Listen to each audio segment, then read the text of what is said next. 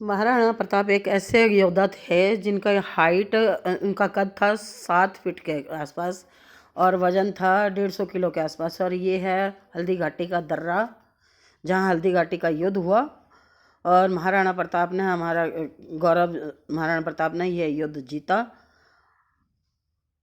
और मुगलों की सेना को हराया है। यहाँ पर ये है वो दर्रा जहाँ हल्दी घाटी का युद्ध लड़ा गया और जीता गया। और हल्दी घाटी के युद्ध के लिए बहुत सारे राजाओं ने प्रयास करा कि भाई वो इस हल्दी घाटी में आए और महाराणा अकबर के लिए ये युद्ध लड़ें, लेकिन ऐसा नहीं हुआ क्योंकि महाराणा प्रताप के सामने उनका रुकना, महाराणा प्रताप के सामने ठहरना उनके बस की बात नहीं थी। क्योंकि महाराणा प्रताप एक ऐसा योद्धा था कि जब अकेला चलता था तो ऐसा लगता था जैसे पूरी सेना उनके साथ चल रही हो। और बड़े बड़े योद्धा भी उनको देख करके थर्रा जाते थे, घबरा जाते थे और युद्ध भूमि को छोड़ करके वहाँ से भाग खड़े होते थे। लेकिन महाराणा प्रताप का जो गौरव था वो इतना शक्तिशाली था कि बड़े बड़े योद्धा उनके के लिए अपने प्राणों की आहुति देने के लिए भी तैयार थे। और यहाँ पर बहुत बड़ा एक मैदान है जहाँ पर हल्दी घाटी का युद्ध लड़ा गया। और हल्दी घाटी के युद्ध के दौरान महाराणा प्रताप का घोड़ा चेतक घायल हो गया था, क्योंकि महाराणा का घोड़ा इतना बड़ा था, वो हाथी सा प्रतीत होता था, इसलिए उनको के आगे एक सूंड लगाई जाती थी।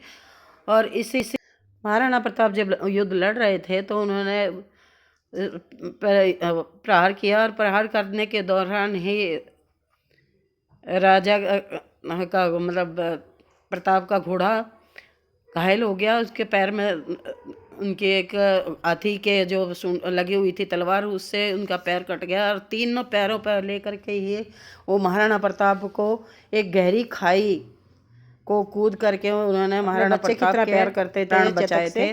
तो इसलिए कहते हैं महाराणा प्रताप प्यार दुलार से रखते थे। और चेतक ने भी अपना पूरी वफादारी निभाई महाराणा प्रताप के प्रति और अपने प्राणों की आहुति दी।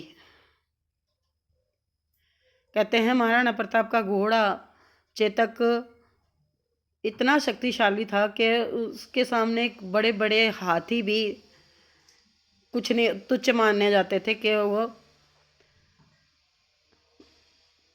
घोड़े के सामने बहुत बौने प्रतीत होते थे। सेना ऊपरी भाग पर थी। मुगल सेना का पहला हमला घाटी में किया गया। इस हमले के जवाब में महाराणा प्रताप की सेना मुगलिया फौज पर टूट पड़ी। मेवाड़ी सेना का यह आक्रमण इतना भयानक था कि मुगल सेना तितर-बितर हो गई और मुगल सैनिक मैदान छोड़कर भागने लगे। इस स्थिति को भांपते हुए एक मुगल सैनिक जिसका नाम था मेहतर खान, उसने यह अफवाह फैला दी कि बादशाह अकबर स्वयं एक बड़ी फौज लेकर जंगे मैदान में आ रहे हैं। यह अफवाह पूरी मुगल फौज में फैल गई और मुगल सेना में फिर से एकजुट हिम्मत बंध गई और वह फिर से युद्ध करने लगी। दोस्तों, युद्ध के शुरुआत में ही मेवाड़ी सेना मुगलों पर भारी पड़ी, जिससे मेवाड़ी सैनिक जोश से भर गए। मेवाड़ी फौज के इस जोश को देखते हुए महाराणा प्रताप ने सेना को आज्ञा दी कि घाटी से नीचे उतरकर अब जंगे मैदान में आमने सामने जंग करेंगे। इसी कारण से यह जंग घाटी से टलकर बनास नदी के किनारे तक पहुंच गया, जिसे आज हम रक्त तलाई का मैदान कहते हैं। दोस्तों, इस समतल मैदान में मुगल सेना ने तोपों और तीरों का इस्तेमाल किया, जिससे मेवाड़ी फौज में अफरा तफरी मच गई। दोस्तों, अब यह युद्ध अपना भयानक रूप ले चुका था। दोस्तों, मुगल इतिहासकार बदायूनी जो स्वयं इस युद्ध में मौजूद था, उसने कहा कि दोपहर में सूर्य की किरणें सीधे खोपड़ी को चीर कर पार हो रही है तथा यह पहचानना बहुत मुश्किल है कि मेवाड़ी सैनिक कौन है और मुगल सैनिक कौन है। दोस्तों, दोपहर तक की जंग में दोनों पक्षों को लगभग बराबर हानि हुई और यह बताना नामुमकिन था कि आखिर यह जंग कौन जीतेगा। दोस्तों, युद्ध का सिलसिला उस समय बदल गया जब महाराणा प्रताप ने तेजी से हाथी पर बैठे मानसिंह पर हमला किया। दोस्तों, महाराणा प्रताप के घोड़े चेतक, जिस पर महाराणा प्रताप विराजमान थे, चेतक ने अपने आगे के पैरों को उठाकर मान सिंह के हाथी पर चढ़ा दिए तथा महाराणा प्रताप ने उचित अवसर पाकर मान सिंह पर अपने भाले से प्रहार किया। मान सिंह भयभीत होकर हाथी के ऊपर लगे होदे में दुबक गया और भाला जाकर हाथी चला रहे महावत को लग गया। दोस्तों, जब चेतक हाथी पर से अपने आगे के पैरों को उतार रहा था तो हाथी की सूंड में लगी तलवार से चेतक की एक टांग कट गई। इसी बीच महाराणा प्रताप को मुगल सैनिकों ने घेर लिया तथा एक मुगल सैनिक, जिसका नाम था बहलोल खान, इसने महाराणा को घायल अवस्था में देख महाराणा पर वार किया। दोस्तों, महाराणा प्रताप ने एक वार में ही बहलोल खान तथा उसके घोड़े को बीच से काट कर चीर दिया। यह देख मुगल सैनिक कुछ समय तक महाराणा प्रताप से दूर हट गए। दोस्तों, इसी स्थिति का फायदा उठाते हुए महाराणा प्रताप के मित्र झाला मान सिंह ने महाराणा प्रताप के पास पहुंच गए और घायल अवस्था में महाराणा को युद्ध से बाहर भेजा तथा उनके मुकुट को स्वयं पहन लिया। मुगल फौज को लगा कि झालामान ही महाराणा प्रताप है। यह समझकर झालामान पर मुगल फौज टूट पड़ी और झालामान शहीद हो गए। दोस्तों, महाराणा प्रताप के सैनिकों ने उनसे आग्रह किया कि आप अगर युद्ध के मैदान से बाहर नहीं गए तो मेवाड़ पर मुगलों का कब्जा हो जाएगा। यह सुनकर महाराणा प्रताप के घोड़े चेतक उनको युद्ध से बाहर ले गया और बलीचा नामक स्थान पर महाराणा प्रताप के घोड़े चेतक की मृत्यु हो गई। दोस्तों, महाराणा प्रताप को युद्ध के मैदान में न देखकर मेवाड़ी फौज इतनी भयभीत हुई कि अब वह अपनी जान की बाजी लगाकर युद्ध करने लगी और दुश्मन सेना पर भारी पड़ने लगी। दोस्तों, शाम होते होते यह युद्ध बंद सा हो गया था और शाम होते यहाँ पर खून की नदियां बहने लगी, लाशों के ढेर लग गए। दोस्तों, यह युद्ध अब रुक चुका था। दोस्तों, अब बात करते हैं कि आखिर यह युद्ध कौन जीता। युद्ध समाप्ति के पश्चात मुगल सेना ने गोगुंदा नामक स्थान पर अपना पड़ाव डाला। दोस्तों, मुगल फौज में इतना भय था कि उन्होंने अपने चारों ओर बड़ी बड़ी खाइयां खुदवा दी और दीवारें चिनवा दी। दोस्तों, उनको भय इस बात का था कि कहीं महाराणा प्रताप के वीर सैनिक हमला न कर दें। दोस्तों, मुगल फौज कई दिनों तक भय के कारण चार दीवार से बाहर ही नहीं निकली तथा उन्हें भोजन के अभाव में अपने ही घोड़ों को मारकर खाना पड़ा। दोस्तों, इस स्थिति को भांपकर मान सिंह तथा मुगल अफसरों ने यह निर्णय लिया कि अब हम वापिस आगरा चलेंगे, अगर मेवाड़ में रुके तो मारे जाएंगे। दोस्तों, इस युद्ध के बाद मान सिंह व आसफ खां अकबर के सामने पहुंचे तो अकबर ने दोनों को दरबार में आने पर पाबंदी लगा दी। दोस्तों, कुछ लोग कहते हैं कि हल्दी घाटी का युद्ध अकबर जीता था, तो यह प्रश्न खड़ा होता है कि मुगल सेना युद्ध जीतकर भी मेवाड़ पर कब्जा क्यों नहीं कर पाई तथा अकबर ने मान सिंह और आसफ खान पर दरबार में आने से रोक क्यों लगाई। दोस्तों, इसका मतलब साफ है कि हल्दी घाटी का युद्ध अकबर हार गया था, लेकिन हमें यह पढ़ाया गया कि हल्दी घाटी का युद्ध अकबर जीता था। दोस्तों, यह सरासर झूठ बात थी। दोस्तों, सच तो यह है कि अकबर कभी महाराणा प्रताप को हरा ही नहीं पाया। दोस्तों, यह सच्चाई सबके सामने कहकर ही वीर शिरोमणि महाराणा प्रताप अपनी अंतिम सांस गिनते हैं और स्वर्गवास हो जाते हैं। महाराणा प्रताप को मेरा कोटि कोटि नमन। महाराणा प्रताप के मरने से पहले आखिरी शब्द क्या थे? जब महाराणा प्रताप का अंतिम समय आया तब वो अपने सभी दरबारियों को अपने पास बुलाते हैं और उनसे कहते हैं कि मुझे तुम एक बात बताओ कि मेरे बाद इस मातृभूमि की लड़ाई को कौन लड़ेगा? आप सब तो थक चुके हो और अमर सिंह मुझे इस काबिल नहीं लगता है। तब पास में बैठे शक्ति सिंह बोलते हैं, भैया, हम जब तक चित्तौड़ के किले को नहीं जीत लेंगे तब तक हम मुगलों के आगे नहीं झुकेंगे और आपके द्वारा स्थापित इस वीरता के बुलंद हौसले को धक्का नहीं लगने देंगे। फिर महाराणा प्रताप कहते हैं, मुझे आप लोगों पर पूरा भरोसा है, अब मैं चैन से मर सकूंगा। फिर दरबारियों द्वारा जैसे ही चित्तौड़ का किला महाराणा प्रताप को दिखाया जाता है तब वो कहते हैं, हे चित्तौड़, तू मुझे माफ करना क्योंकि मैं तुझे अकबर से आजाद न करवा सका, परंतु तू विश्वास रखना, मेवाड़ के ये युवा तुझे एक दिन आजाद करवा ही देंगे। इतना कहकर ही वीर शिरोमणि महाराणा प्रताप अपनी अंतिम सांस गिनते हैं और स्वर्गवास हो जाते हैं। महाराणा प्रताप को मेरा कोटि कोटि नमन। युद्ध के मैदान में कई नौजवान वीरों ने हिंद के स्वराज के लिए हंसते हंसते अपनी गर्दनें कटवा दी। वहीं कई हजार माओं ने अपनी इज्जत बचाने के लिए अपने आप को अग्नि को समर्पित कर दिया। इतिहास के इन्हीं पन्नों पर हमें एक युद्ध का जिक्र मिलता है जिसे सुनते ही हमारी धमनियों में बहने वाले रक्त की गति सामान्य से कहीं अधिक हो जाती है। इस युद्ध के नायक का नाम लेने भर से कायर भी सिंह बन जाए। जिस युद्ध को स्वतंत्रता का पहला संग्राम कहा जाए, जिस युद्ध की माटी को भी घरों में पूजा जाए, वो युद्ध था हल्दी घाटी का युद्ध। आज से 500 साल पहले चित्तौड़ के हल्दी घाटी के मैदानों में लड़े गए इस विनाशकारी महाभयानक युद्ध ने एक ही दिन में हजारों योद्धाओं को काल का ग्रास बना दिया। तो आइए आज चलते हैं हल्दी घाटी के उस महाभयानक युद्ध के काल में। 15वीं सदी की शुरुआत हो चुकी थी। मुगल बादशाह अकबर के नेतृत्व में मुगल साम्राज्य अपने विस्तार की तरफ बढ़ रहा था। अकबर की सेनाएं भारत की अलग अलग रियासतों पर मुगलिया परचम बुलंद कर रही थी। पूर्व को जीतने के बाद साल 1559 में अकबर ने राजस्थान की रियासतों पर मुगल ध्वज फहराने की प्रतिज्ञा ली। इसी के तहत राजपुताने में सबसे पहले जयपुर रियासत ने अपनी पगड़ी उतारकर अकबर के बादशाहत वाली मुगल सत्ता को स्वीकार कर लिया। शुरू में तो राजस्थान की अन्य रियासतों ने आमेर रियासत को एक तुर्क की अधीनता स्वीकारने पर धिक्कारना शुरू कर दिया, परंतु बाद में धीरे धीरे इन रियासतों ने भी अकबर की सत्ता को स्वीकार कर लिया। इस वक्त राजपुताने के अधिकांश इलाके, जहां पहले महाराणा प्रताप के दादा राणा सांगा का शासन हुआ करता था, वहां अब अकबर का कब्जा हो चुका था। जब राजस्थान की बड़ी बड़ी रियासतें अकबर के तख्त और मुगल सत्ता को भारत में स्वीकृत करने में लगी थी, उस वक्त मात्र मेवाड़ ही एकमात्र ऐसा राज्य था जिसने अकबर की सत्ता या उसके साम्राज्य को स्वीकारने से साफ इनकार कर दिया। इस वक्त मेवाड़ पर स्वराज के महानायक महाराणा प्रताप का शासन हुआ करता था। महाराणा प्रताप अकबर और उसकी सत्ता के पूर्ण खिलाफ थे। इन वजहों से मेवाड़ और मुगलों के बीच युद्ध होना निश्चित हो चुका था। परंतु इस युद्ध से पहले हम ये जानते हैं कि आखिर अकबर मेवाड़ पर कब्जा क्यों करना चाहता था। मेवाड़ को फतेह करना अकबर का सबसे बड़ा सपना था। वो अपने इस देखे सपने को पूरा करने के लिए हर युद्ध लड़ने को तैयार था, क्योंकि आज जो राजपूत अकबर के साथ खड़े थे, उनके पूर्वज कोई दौर में महाराणा प्रताप के दादा राणा सांगा के साथ खड़े थे, जिन्होंने सामूहिक रूप से अकबर के दादा बाबर पर आक्रमण किया था।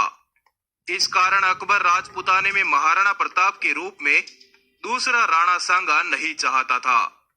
राजस्थान की एक भी आजाद रियासत अकबर के लिए सोए हुए सांप की तरह थी, जो कभी भी राजपूतों की महासेना का रूप धारण कर सकती थी। अकबर का संपूर्ण भारत पर हुकूमत करने का सपना, और ये सपना मेवाड़ को जीते बिना पूरा नहीं हो सकता था। इन सब वजहों से मेवाड़ को विजयी करना अकबर के लिए बहुत अधिक जरूरी हो गया था।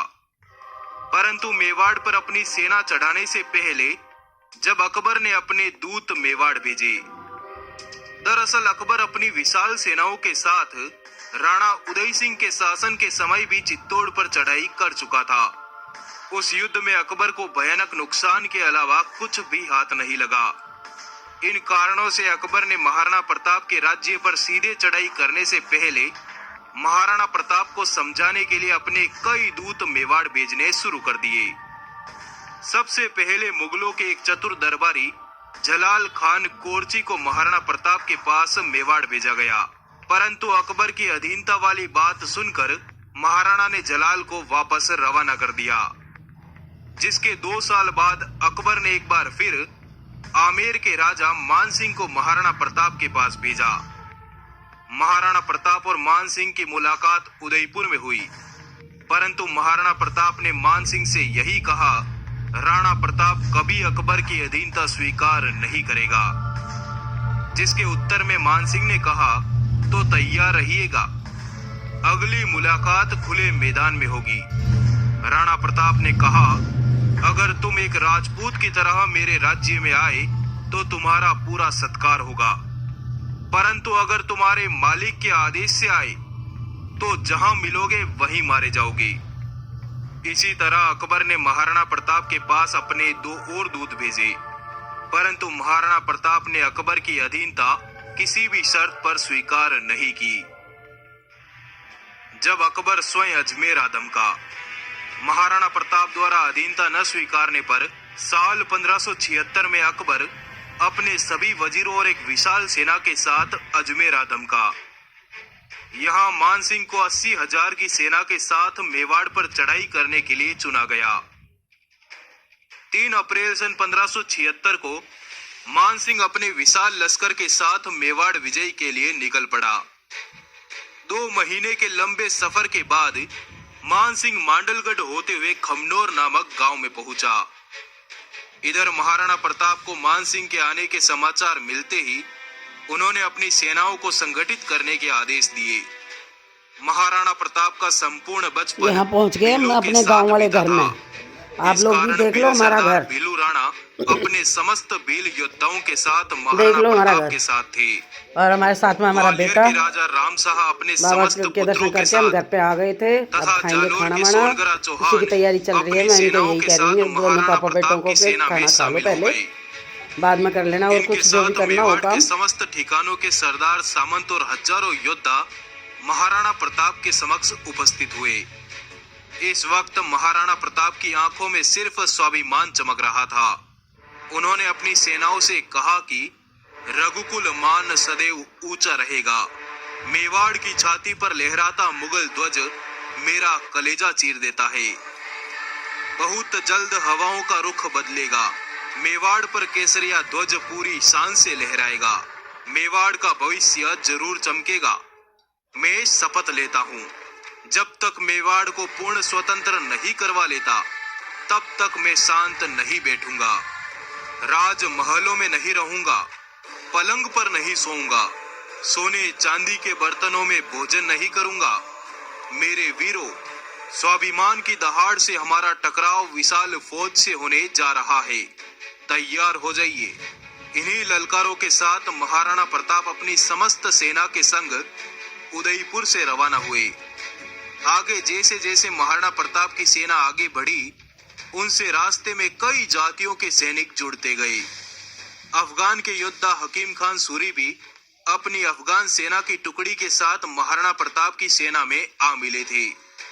सुबह की तेज ठंडी हवाओं के बीच महाराणा प्रताप ने अपनी 20,000 की सेना के साथ लोह सिंह नामक गांव में पड़ाव डाला। मानसिंह की सेना का पड़ाव यहां से 6 मील सामने था। 18 जून सन 1576 को संसार के अनोखे युद्ध का आगाज हुआ। आकाश में घनघोर बादल थे, कभी कभी बिजली की तेज गड़गड़ाहट हो रही थी। इसी बीच मुगल सेना आगे बढ़ने लगी। तभी महाराणा प्रताप ने अपने हरावल दस्ते के सेनापति हकीम खान को शत्रु पर प्रहार करने के लिए आगे भेजा। महाराणा की हरावल सेना ने आगे बढ़ रही मुगल सेना के 3 हरावल दस्तों को पूरी तरह से नष्ट कर दिया। इस घनघोर हमले से घबराकर मुगल सेना का हरावल खेमा लूण करण के नेतृत्व में भेड़ों के झुंड की तरह भाग निकला। इस वक्त महाराणा प्रताप हजारों भीलों के साथ हल्दी घाटी की पहाड़ी पर तैनात थे।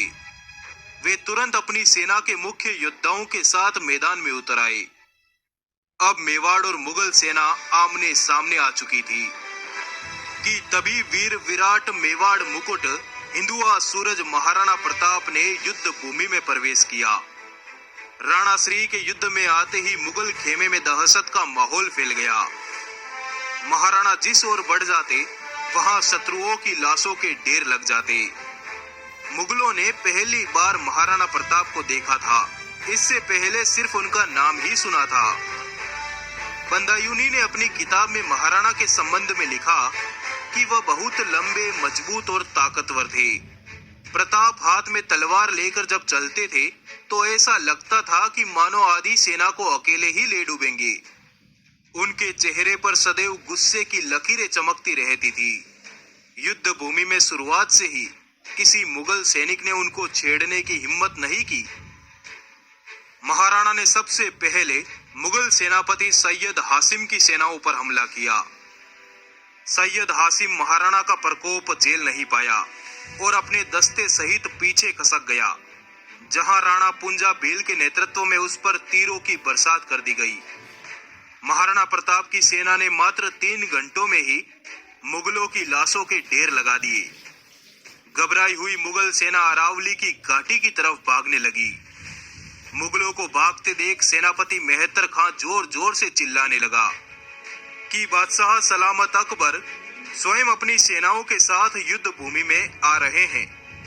ये शब्द सुनकर भागती हुई मुगल सेना सोच में डूब गई कि भागे तो अकबर मार देगा, नहीं भागे तो राणा मार डालेगा। इसी अस्त व्यस्त मुगल सैनिकों पर जालोर के सोनगरा चौहानों ने हमला कर दिया। इधर महाराणा प्रताप अब मान सिंह को युद्ध भूमि में ढूंढने निकल पड़े, जिसने कहा था कि अगली मुलाकात युद्ध भूमि में होगी। तभी महाराणा हुकुम ने देखा कि मान सिंह मुगल सेना के केंद्र भाग में हाथी पर बैठा था। महाराणा प्रताप मान सिंह के अंगरक्षकों की टोली को चीरते हुए मान सिंह तक पहुंच गए। उन्होंने चेतक के अगले पैरों को मान सिंह के हाथी के मस्तक पर टिका दिए और मान सिंह पर अपने भाले से ऐसा करारा वार किया कि मान सिंह अपने हाथी पर लगे होज में दुबक कर बैठ गया, परंतु उसके हाथी का महावत मारा गया। इस समय तक महाराणा प्रताप के पैर में एक गोली लगी हुई थी। उनके शरीर पर असंख्य घाव थे, पूरा शरीर खून से लथपथ हो चुका था। तभी सादड़ी रियासत के जाला बीदा ने कहा कि हुकुम, आपके प्रिय चेतक को इलाज की जरूरत है और आपके पैर पर भी गोली लगी है, जिससे जहर फैल सकता है। आप तुरंत वैद्य जी के पास जाए। महाराणा प्रताप अपने घोड़े को अपने पुत्र की तरह प्यार करते थे। उन्होंने जाला बीदा को मेवाड़ का राजछत्र दिया और उनसे कहा कि सेना को पूरा नेतृत्व देना और स्वयं चेतक पर सवार होकर युद्ध को पूरी तरह से पहाड़ियों की तरफ मोड़ लिया, जहां पहाड़ियों पर भीलों ने युद्ध का मोर्चा संभाल लिया।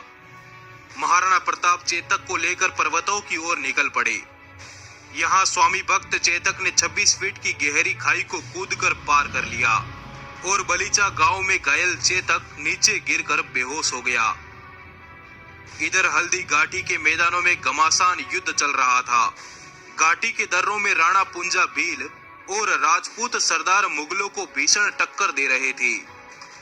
इस वक्त तक दोपहर हो चुकी थी और भयानक गर्मी से हल्दी घाटी आग पर पड़े तवे की तरह तप रही थी। मान सिंह ने हल्दी घाटी से अपने पड़ाव को उठाकर गोगुंदा की तरफ बढ़ना शुरू किया।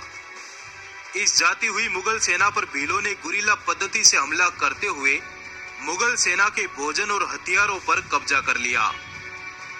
मान सिंह को भीलों से इतना खौफ हो गया कि उसने रात में जिस जगह अपनी सेना का डेरा लगाया, उस जगह के चारों ओर गहरी खाई खुदवा दी।